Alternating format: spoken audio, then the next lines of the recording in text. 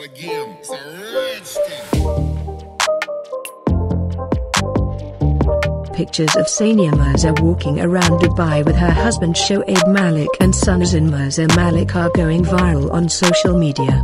And this time she is not alone, but former cricketer Azhar Mahmood and his wife and their children are also on vacation. If we talk about her age at that time, then Sania Mirza is 34 years old and she has made a name for herself in the world of tennis. On the other hand, her husband Shoaib Malik is about to decide to retire from cricket after playing in the last World Cup.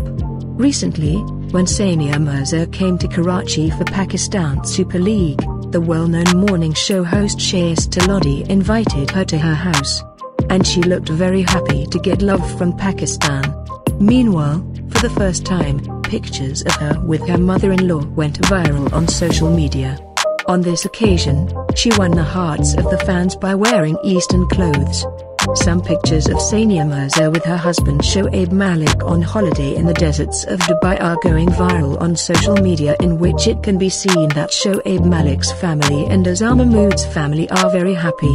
So let's take a look at the beautiful pictures of these two cricketers' wives and children.